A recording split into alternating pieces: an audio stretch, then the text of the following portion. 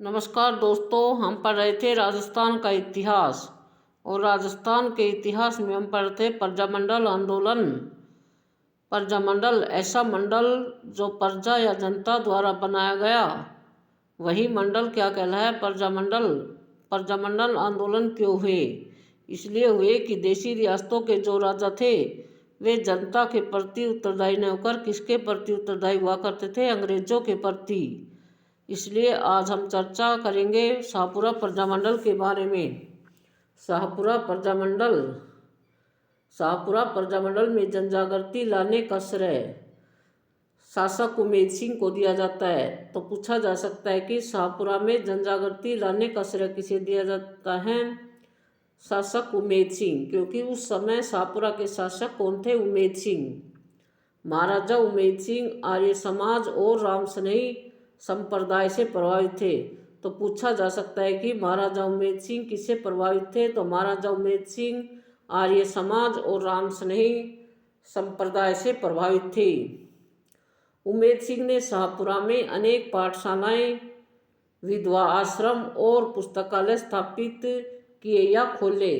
तो पूछा जा सकता है कि महाराजा उमेद सिंह ने शाहपुरा में कौन कौन से कार्य किए? तो महाराजा उमेद सिंह ने शाहपुरा में अनेक पाठशालाएं, विधवा आश्रम और पुस्तकालय स्थापित किए या खोले। माणिक्यलाल वर्मा मार्च 1938 में मेवाड़ प्रजामंडल की स्थापना के लिए साइकिल पर सवार होकर निकल गए थे। तो जब वे शाहपुरा से होकर गुजर रहे थे तो उन्हें श्री रमेश चंद ओझा, लादू राम व्यास और अभय सिंह डांगी जैसे उत्साही नवयुवक मिले। यानी माणिक्यलाल वर्मा की मुलाकात किनसे हुई? श्री रमेश चंद ओझा, लादू राम व्यास और अभय सिंह डांगी से माणिक्यलाल वर्मा की मुलाकात हुई। माणिक्यलाल वर्मा की प्रेरणा से इन युवकों यानी रमेश चंद ओझा, लादू राम व्यास और अभय सिंह डांगी ने 1938 में शाहपुरा प्रजामंडल की स्थापना की। शाहपुरा प्रजामंडल की स्थापना रमेश चंद ओझा, लादू राम व्यास और अभय सिंह डांगी ने शाहपुरा प्रजामंडल की स्थापना की। और किसकी प्रेरणा से की? माणिक्यलाल वर्मा की प्रेरणा से। तो शाहपुरा प्रजामंडल की स्थापना रमेश चंद ओझा, लादू राम व्यास और अभय सिंह डांगी ने की। और कब की? 1938 में। कब की? 1938 में। किसकी प्रेरणा से की? माणिक्यलाल वर्मा की प्रेरणा से। राज्य ने प्रजामंडल में कोई दखल नहीं दिया, क्योंकि शाहपुरा के शासक उमेद सिंह एक अच्छे व्यक्ति थे। और इसका उद्देश्य क्या था? इसका उद्देश्य था उत्तरदायी शासन की स्थापना। तो पूछा जा सकता है कि प्रजामंडल का उद्देश्य क्या था? तो इसका उद्देश्य था उत्तरदायी शासन की स्थापना। 1945 में प्रजामंडल के अध्यक्ष कौन बने? गोकुलाल असावा। तो पूछा जा सकता है कि 1945 में शाहपुरा प्रजामंडल के अध्यक्ष कौन बने? गोकुलाल असावा।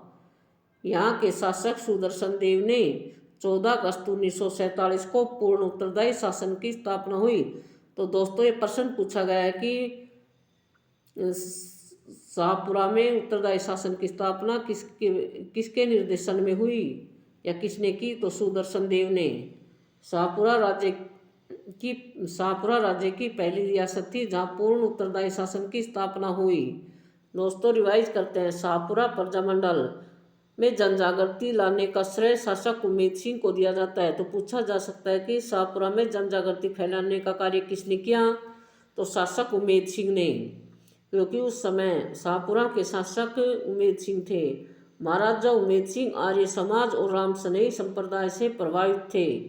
महाराजा उमेद सिंह किससे प्रभावित थे? आर्य समाज और रामसनेही संप्रदाय से प्रभावित थे। उमेद सिंह ने शाहपुरा में अनेक पाठशालाएं व विधवा आश्रम और पुस्तकालय स्थापित किए या खोले।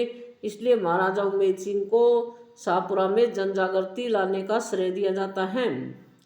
माणिक्यलाल वर्मा 1938 में मेवाड़ प्रजामंडल की स्थापना के लिए साइकिल पर सवार होकर निकल गए थे। जब वे शाहपुरा से गुजरे तो वहाँ उन्हें श्री रमेश चंद ओझा, लादू राम व्यास और अभय सिंह डांगी जैसे उत्साही नवयुवक मिले। और माणिक्यलाल वर्मा की प्रेरणा से इन युवकों यानी श्री रमेश चंद्र ओझा, लादूराम व्यास और अभय सिंह डांगी ने 1938 में शाहपुरा प्रजामंडल की स्थापना की। तो पूछा जा सकता है कि शाहपुरा प्रजामंडल की स्थापना कब हुई? 1938 में। और किसने की? श्री रमेश चंद्र ओझा, लादूराम व्यास और अभय सिंह डांगी ने शाहपुरा प्रजामंडल की स्थापना की। और किसकी प्रेरणा से शाहपुरा प्रजामंडल की स्थापना की? माणिक्यलाल वर्मा की प्रेरणा से शाहपुरा प्रजामंडल की स्थापना की। शाहपुरा प्रजामंडल की स्थापना रमेश चंद्र ओझा, लादूराम व्यास और अभय सिंह डांगी द्वारा की गई। और किसकी प्रेरणा से? माणिक्यलाल वर्मा की प्रेरणा से। राज्य ने प्रजामंडल में कोई दखल नहीं दिया। इसका उद्देश्य क्या था? प्रजामंडल का उद्देश्य था उत्तरदायी शासन की स्थापना करना। 1945 में प्रजामंडल के अध्यक्ष कौन थे? गोकुललाल असावा। तो पूछा जा सकता है कि 1945 में शाहपुरा प्रजामंडल के अध्यक्ष कौन थे? गोकुललाल असावा। यहाँ के शासक सुदर्शन देव ने 14 अगस्त 1947 को पूर्ण उत्तरदायी शासन की स्थापना की। शाहपुरा राज्य की पहली रियासत थी जहाँ पूर्ण उत्तरदायी शासन की स्थापना हुई। तो पूछा जा सकता है कि ऐसी कौन सी रियासत थी जहाँ पूर्ण उत्तरदायी शासन की स्थापना की? तो शाहपुरा। और शाहपुरा में पूर्ण उत्तरदायी शासन की स्थापना किसके शासनकाल में हुई? सुदर्शन देव के। और कब हुई? 14 अगस्त 1947 को। तो शाहपुरा में जनजागृति लाने का श्रेय शासक उमेद सिंह को दिया जाता है। यानी शाहपुरा में जनजागृति लाने का श्रेय किसे दिया गया? शासक उमेद सिंह। महाराजा उमेद सिंह आर्य समाज और राम स्नेही संप्रदाय से प्रभावित थे।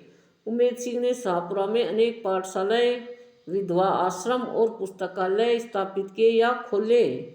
माणिक्यलाल वर्मा 1938 में मेवाड़ प्रजामंडल की स्थापना के लिए साइकिल पर सवार होकर निकल गए थे। जब वे शाहपुरा से होकर गुजरे तो वहाँ उन्हें श्री रमेश चंद्र ओझा, लादूराम व्यास और अभय सिंह डांगी जैसे उत्साही नवयुवक मिले।